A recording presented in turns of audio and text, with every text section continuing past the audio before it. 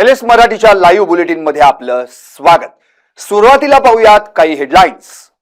तमिळनाडूचे माजी उपमुख्यमंत्री उदयनिधी स्टॅलिन यांना अटक। अभिनेत्री त्रिशा कृष्णनबाबत वादग्रस्त वक्तव्य केल्यानं मोठी कारवाई।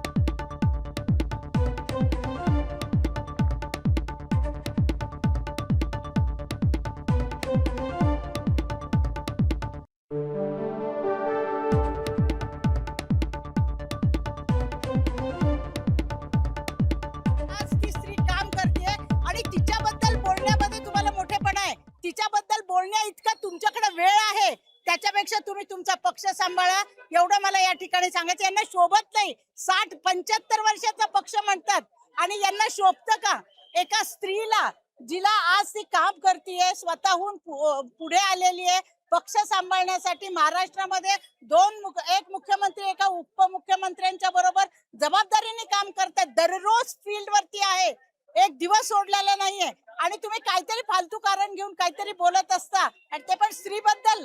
अरे लढा ना पक्षांशी, लढा ना। महाराष्ट्र अख्खा देश पडलाय तुम्हाला लढायला, आणा ना सत्ता तुमची कुठल्या तरी एखाद्या राज्यामध्ये। राष्ट्रवादी काँग्रेसच्या महिला आहेत त्या सुद्धा आक्रमक झालेल्या आहेत आणि काँग्रेसच्या विरोधात जोरदार घोषणाबाजी आपण पाहतोय की या काँग्रेस भवन बाहेर केली जात आहे। जे विधान करत पृथ्वीराज चव्हाण असतील किंवा मग त्याला हर्षवर्धन सपकाळ यांनी जो पाठिंबा दिलेला आहे त्याचे पडसाद आज राज्यभरामध्ये उमटताना पाहायला मिळतात। आणि पुण्यातही आपण पाहिलं की राष्ट्रवादी काँग्रेस अजित पवार यांचा पक्ष आहे तो सुद्धा काँग्रेस भवन बाहेर येऊन त्यांनी सुद्धा आंदोलन केलेलं आहे आणि या नेत्यांनी माफी मागावी, काँग्रेसने सुद्धा माफी मागावी अशी मागणी या आंदोलनाच्या मार्फत केलेली आहे। कॅमेरामन रोहित वनकटेसह अमोल धर्माधिकारी, LS मराठी, पुणे।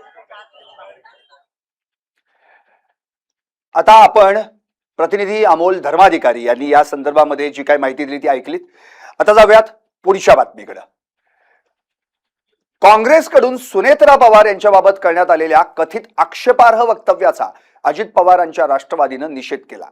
राष्ट्रवादी नेत्या प्रतिभा शिंदे यांनी काँग्रेसवर टीका करत सार्वजनिक माफीची मागणी केली। सुनेत्रा पवार आपल्या कामातून ओळख निर्माण करतील असा विश्वासही त्यांनी व्यक्त केला। गुंगी गुडिया ते अत्यंत निषेधार्ह आहेत आणि त्यांची पुरुषी मानसिकता याच्यामधनं दिसते आहे। या देशामध्ये इंदिरा गांधींनाही गुंगी गुडिया म्हटलं जायचं, पण त्यांनी बँकांचं एकत्रीकरण, राष्ट्रीयकरण करणं असू दे की पाकिस्तानाचे 2 तुकडे करत बांगलादेशाची निर्मिती करणं असू दे, स्वतःला त्यांनीही महाराष्ट्र छत्रपती संभाजीनगरमध्ये राज्य सरकारची कर्जमाफी योजना फसवी असल्याचा आरोप करत शेतकऱ्यांनी सरसकट कर्जमाफीची मागणी केली। एका गावातील मोजक्याच शेतकऱ्यांना कर्जमाफीचा लाभ मिळत असेल तर इतर शेतकऱ्यांचं काय, असा सवाल उपस्थित करण्यात आलाय। शेतकऱ्यांनी 2 लाख रुपयांपर्यंतचं कर्ज असलेल्या सर्व शेतकऱ्यांची कर्जमाफी करावी अशी मागणी केली। नियमित कर्जफेड करणाऱ्या शेतकऱ्यांनाही कर्जमाफीचा लाभ मिळावा अशी भूमिका त्यांनी मांडली आहे। याचाच आढावा घेतलाय आमचे प्रतिनिधी संजय आहेर यांनी। अनेक शेतकरी त्यामध्ये पात्र झालेले आहेत, मात्र त्याचं स्वागत देखील करण्यात आलेलं आहे। अनेक शेतकऱ्यांनी त्याचं स्वागत देखील केलेलं आहे, मात्र काही आणखी शेतकरी आहेत की त्यांनी त्यावरती नाराजी व्यक्त केलेली आहे, कारण की अनेक शेतकरी त्या योजनेमध्ये पात्र देखील ठरत नाही। नेमकं ही योजना कशी आहे, याचे काही निकष आहेत, ते निकष शेतकऱ्यांना काही आवडले नाहीत। नेमकं याला विरोध देखील शेतकरी संघटना करताना आपल्याला पाहायला मिळते। माझ्यासोबत आडगावचे काही शेतकरी आहेत, त्यांनी देखील या निर्णयाचे स्वागत केलेलं आहे। यामध्ये त्यांचं गाव देखील वगळण्यात आलेलं आहे। अनेक शेतकरी, काही शेतकरी बसलेत, काही शेतकरी न बसलेले आहेत। नेमकं याचं कारण काय हे आपण त्या देखील जाणून घेऊया। तुमच्या गावामध्ये काही शेतकरी बसलेत, काही बसले नाही, तुम्ही त्याला विरोध देखील केलाय। राजमाता पुण्यश्लोक अहिल्यादेवी होळकर कर्जमाफी शेतकऱ्याची शासनाने आताच जाहीर केलेली आहे, परंतु आपण जर बघितलं असेल एका गावामध्ये उदाहरणार्थ 100 शेतकरी आहे, त्यापैकी ज्यांनी समजा 50,000, 60,000, 70,000 घेतलेले त्याचे माफ झालेले, परंतु ज्याने 1,50,000, 1,60,000, 1,70,000 ज्यांची जी कर्जमाफी ती आतापर्यंत सुद्धा माफ झालेली नाही। आणि एका गावामध्ये जर 100 शेतकरी असेल, त्यापैकी जर तुम्ही फक्त 10 ते 15 शेतकऱ्याला कर्जमाफी देत असेल, उर्वरित शेतकऱ्यांनी कर्जमाफी कधी मिळणार? आतापर्यंत सुद्धा पहिली यादी शासनाची जाहीर झालेली नाही। जरी आपण ऐकत असाल की कर्जमाफी झाली, परंतु ती यादी अजून सुद्धा GR आलेली, फक्त त्यांना सांगितलेलं तुम्ही KYC। बुलढाणा जिल्ह्यात यंदाच्या खरीप हंगामावर एल निनोचं सावट कायम आहे। पावसातील दीर्घखंड, अवकाळी पाऊस आणि उत्पादनातील अनिश्चिततेची शक्यता व्यक्त केली जाते. अशा परिस्थितीत देखील पंतप्रधान पीक विमा योजनेला अपेक्षित प्रतिसाद मिळाला नाहीये. पीक विमा काढण्याची 31 जुलै ही अंतिम मुदत होती. मात्र पुन्हा एकदा मुदत वाढवून 10 ऑगस्ट ही अंतिम मुदत करण्यात आली आहे. असं असतानाही जिल्ह्यातील 5,72,128 खातेदार शेतकऱ्यांपैकी केवळ 1,68,000 शेतकऱ्यांनी म्हणजे 25% शेतकऱ्यांनी पीक विमा काढलाय. पीक विमाबद्दल कृषी विभागानं जनजागृती करणं गरजेचं आहे. याचाच आढावा घेतलाय आमचे बुलढाण्याचे प्रतिनिधी गणेश सवडतकर यांनी. या संदर्भात आता एक मोठी बातमी समोर येत आहे. जवळजवळ फक्त 25% शेतकऱ्यांनी पीक विमा जो आहे तो काढलेला आहे. 31 जुलै ही शेवटची तारीख होती. तत्पूर्वी फक्त 8% लोकांनी पीक विमा काढण्याचं कृषी विभागानं सांगितलं होतं. आता 10 ऑगस्ट पर्यंत मुदतवाढ देण्यात आलेली आहे. तरी सुद्धा आज 4 तारीख आणि 6 दिवस बाकी आहे. फक्त 6च अजूनही फक्त 25% लोकांनी पीक विमा जो आहे तो काढलेला आहे आणि 6च दिवस आता शिल्लक आहेत. आपण जर विचार केला तर एकंदरीत या जिल्ह्यामध्ये 5,72,000 जे खातेदार आहेत, शेतकरी आहेत, त्यापैकी जवळजवळ फक्त 1,68,000 शेतकऱ्यांनी आतापर्यंत पीक विमा काढलेला आहे आणि त्याची टक्केवारी जर आपण विचार केला तर फक्त 25%च शेतकऱ्यांनी पीक विमा काढण्याचं चित्र. LS मराठीसाठी गणेश सवडतकर, बुलढाणा. आष्टीमध्ये मुख्यमंत्री मोफत महाआरोग्य शिबिराचं आयोजन करण्यात आलंय. मुख्यमंत्री देवेंद्र फडणवीस यांच्या सुविद्य पत्नी अमृता फडणवीसांच्या हस्ते याचं उद्घाटन होणार आहे. आष्टीत आरोग्य शिबिराची तयारी अंतिम टप्प्यात आली आहे. भाजप आमदार सुरेश धस यांच्याकडून या अंतिम टप्प्यात असलेल्या आरोग्य शिबिराची पाहणी करण्यात आली. व लठ्ठ व्यक्ती, डायबिटीस, बीपी ज्यांना आहे त्यांच्यासाठी ECG, एंजिओग्राफी, एंजिओप्लास्टी मोफत या ठिकाणी करणार आहोत. सर्व व्यसनाधीन, वजन जास्त, 45 वयाच्या पुढील सर्व लोक यांच्यामध्ये काही जणांच्या मध्ये लक्षणं अशी दिसतात: धाप लागणं, जीव घाबरणं, धडधडणे, हृदयाचे ठोके वाढणे. असे जेवढे काही पेशंट असतील त्यांच्या ज्या रक्तातील लिपिड आहे, ECG आहे, एंजिओग्राफी, एंजिओप्लास्टी, ह्या सगळ्या तपासणी या ठिकाणी परवाच्या मुख्यमंत्री महोदयांच्या वाढदिवसानिमित्त ठेवलेल्या या शिबिरामध्ये जो तिरळेपणा असेल ते 18 वर्षपर्यंत, 18 वर्ष वयापर्यंत जेवढे ऑपरेशन्स असतील ते सर्वचे सर्व विनामूल्य होतील. सर्वांचे डोळे तपासून दिले जातील. चष्मे सुद्धा या ठिकाणी विनामूल्य दिले जातील आणि या लहान मुलापासून 1 दिवसाच्या मुलापासून 18 वर्षापर्यंत जेवढी मुलं आहेत, त्या तरुण लहान मुलं आहेत, त्या सगळ्यांच्या बाबतीत हे आहे लागू होईल. आणि याच्यामध्ये जवळपास काही वयस्कर माणसे जे तपासणीलाही आले नाही, परंतु या महाआरोग्य शिबिराच्या माध्यमातून 20,000 चष्मे जवळपास या ठिकाणी उपलब्ध करण्यात आलेले आहेत. नाशिकच्या दिंडोरी भागातील निळवंडी येथील जाधव वस्ती या ठिकाणी शेतकरी कुटुंबियांवर प्रशासनाकडून बळजबरीनं जप्ती करण्यात आली. पोलीस प्रशासनाकडून शेतकऱ्यांना मारहाण झाली होती आणि हा व्हिडिओ सोशल मीडियावर व्हायरल झाला होता.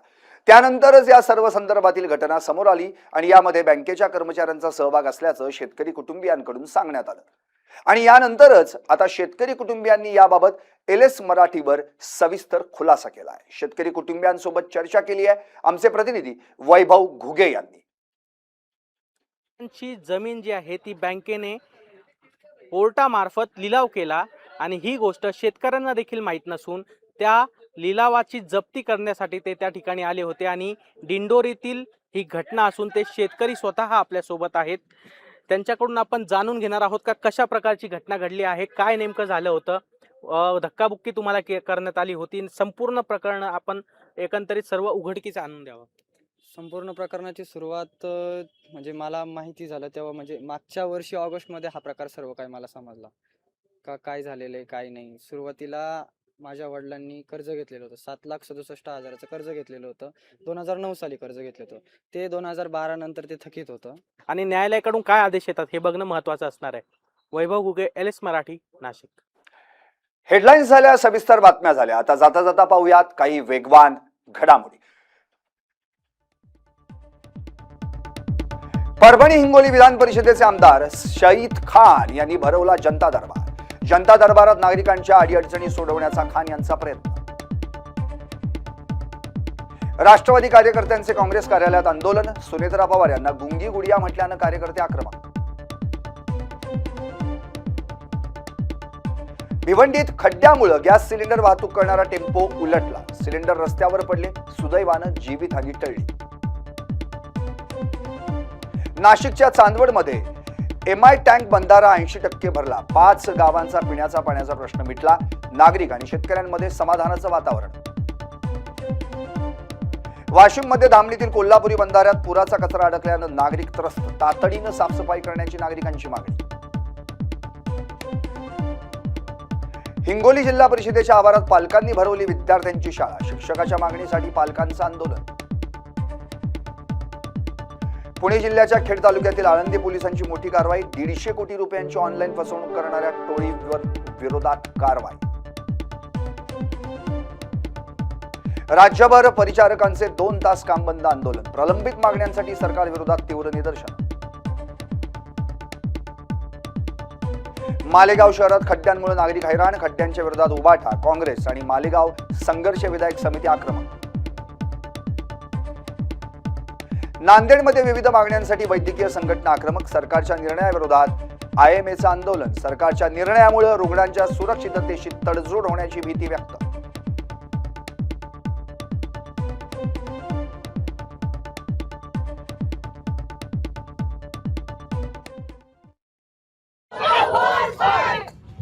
अभिजित होते बाईट करूया.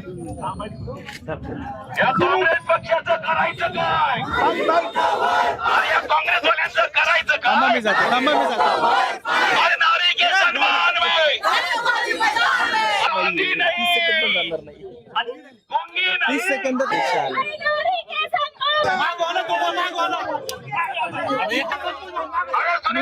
सगळ्यांना विनंती, कृपया मागे सरका. राष्ट्रवादी काँग्रेस पक्षाचा अरे गुंगी नाही, गुंगी नाही, गुंगी नाही. राष्ट्रवादी काँग्रेस पक्षाचा राष्ट्रवादी आमदार आहे.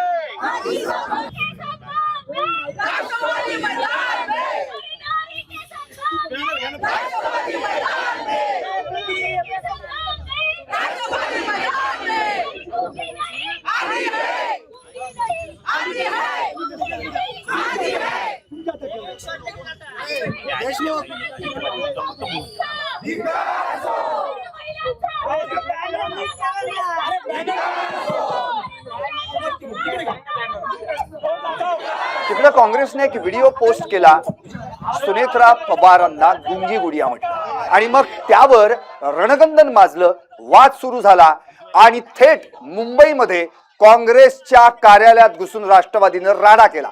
नंतर ठाण्यात देखील झाला आणि आता त्याचंच लोण पुण्यामध्ये देखील पसरलं. पुण्यातील बालगंधर्व चौकामध्ये राष्ट्रवादीनं आंदोलन छेडलं. खरं तर गुंगी गुडिया याचा संदर्भ इंदिरा गांधींशी जोडला गेला होता. त्यावेळी राम मनोहर लोहिया या ज्येष्ठ समाजवादी नेत्यांनी इंदिरा गांधी यांना गुंगी गुडिया म्हटलं होतं. त्यावेळी देखील काँग्रेसनं खरं म्हणजे याच्यावर आक्षेप घेतला होता. पण आज तीच काँग्रेस जी महिलांसाठी लढतीये, आज तीच काँग्रेस एका महिला नेत्या विरोधात गुंगी गुडिया असा शब्द वापरतीये. त्यामुळे राष्ट्रवादीनं जे आंदोलन छेडलंय त्याचा मूळ मुद्दा हाच आहे की इंदिरा गांधींना जेव्हा गुंगी गुडिया म्हटलं गेलं तेव्हा तुम्हाला झोंबलं होतं. मग आता काय झालं? आता तुम्ही तोच शब्द सुनेत्रा पवारांविरोधात कसा काय वापरू शकता? त्यामुळे एकंदरीत गुंगी गुडिया या शब्दावरून आता सगळ्यांनाच तोंड फुटलंय. खरं तर सगळ्यांनीच आपापल्या प्रतिक्रिया द्यायला सुरुवात केली आहे. राष्ट्रवादीच्या कार्यकर्त्यांनी हर्षवर्धन सपकाळ यांची मुंबईत काँग्रेसची जी पत्रकार परिषद होती ती पार पडल्यानंतर थेट काँग्रेसच्या कार्यालयात घुसून त्या ठिकाणी राडा केला, आंदोलन केला आणि आता काँग्रेसनं माफी मागावी यासाठी महाराष्ट्रात ठिकठिकाणी राष्ट्रवादीकडून आंदोलन करण्यात येत आहेत. त्यामुळं इंदिरा गांधी जसं त्यांना गुंगी गुडिया म्हटलं होतं आणि मग त्यांनी आपलं मौन सोडून इतिहास घडवला होता. 1971चं युद्ध आपल्या सर्वांनाच आठवतंय. अगदी तसाच इतिहास यावेळी सुनेत्रा पवार देखील आपलं मौन तोडून घडवणार का? आणि आयर्न लेडी ही उपमा घेऊन ते महाराष्ट्राच्या राजकारणात पुढे येणार का, असं देखील आता या ठिकाणी चर्चा व्हायला लागली आहे. त्यामुळे राष्ट्रवादीनं काँग्रेस विरोधात आंदोलन छेडलंय. तिकडे हर्षवर्धन सपकाळ आम्ही हा काही अपशब्द नाहीये आणि त्याचं समर्थन केलंय असं देखील.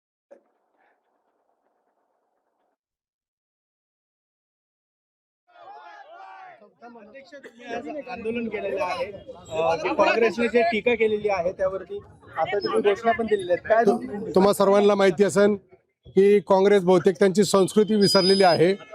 या देशाच्या पंतप्रधान इंदिरा गांधी यांना सुद्धा एकेकाळी गोंगी गुडघ्या अशा पद्धतीने संबोधलं होतं आणि त्यांनीच पुढे येऊन त्या देशाला दिशा दिली. या देशाचं नेतृत्व करत असताना अनेक मोठ्या विषयांमध्ये त्यांनी आपल्या देशाचं मार्गदर्शन केलं. अशा त्यांनी सक्षमपणे त्या देशाला सांभाळलं.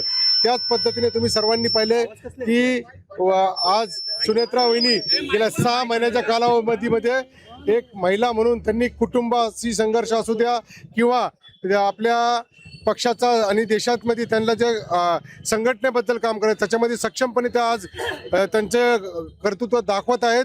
अनेक विषयांमध्ये त्यांनी ठोस निर्णय सुद्धा या भागात या विषयांमध्ये घेतलेले आहेत आणि त्यांना अशा पद्धतीने संबोधणं हे कुठं काँग्रेसला शोभनीय नाही आहे. त्यांना विसर पडलेला आहे. या महाराष्ट्रामध्ये महिलांचा सन्मान हा त्याला सर्वात प्राधान्य दिले जात आहे आणि अशा या शाहू फुले आंबेडकरांच्या महाराष्ट्रामध्ये अशा पद्धतीचं काँग्रेसचं वागणं त्याचा आम्ही या ठिकाणी जाहीर निषेध करतो. अध्यक्ष तुमच्या यांनी काही प्रश्न उपस्थित केले आणि त्यांनी समर्थन केलं आणि आम्ही आमच्या भूमिकेवर ठाम आहोत. का तर हे प्रश्नावर त्यांनी का बोलत नाही, का बोलत नाही त्याच्यावर बघा त्यांनी हर्षवर्धन सपकाळांनी 1 तारखेला जे सत्कार झाला लोकमान्य टिळक पुरस्कार देऊन कोणाचा अजित डोवाळांचा आणि त्याला अमित शाह होते तिथं भाषण त्यांनी ऐकलंय का? त्यांच्या कानामध्ये गेल्या 2-3 वर्षापासून मळ झालेला आहे. तो साफ करावा त्यांनी म्हणजे त्यांना स्पष्ट ऐकायला येईल काय नेमकं आहे ते. हे त्यांनी शिकावं. काँग्रेसनी काय मागणी आहे तुमची आता काँग्रेसने काय त्यांनी राजीनामा द्यावा आणि जाहीर माफी मागावी. त्यांच्या राजीनाम्याची माफी मागावी त्यांनी. त्यांनी महिलांचा अनादर केलेला आहे. त्यामुळे त्यांना नैतिकदृष्ट्या त्या पदावरती राहण्याचा त्यांना अधिकार नाही. अध्यक्ष जर पाहायला गेलं तर 16 नगरसेवक आहेत. आपली गर्दी या ठिकाणी जरा कमी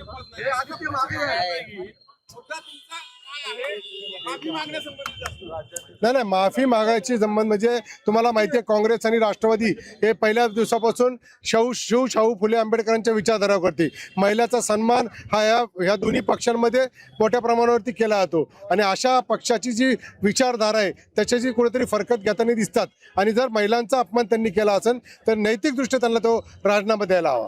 हे सगळं सुरू झालं महाराष्ट्र काँग्रेस